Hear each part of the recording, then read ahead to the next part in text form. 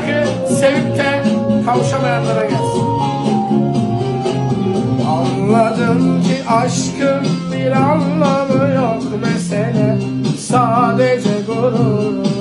Ayrılık bizi vursa da tek çıkar yoldu. Bu nasıl bir savaştı anlayamadım, kalıcı bizdeki hasar. İstesem de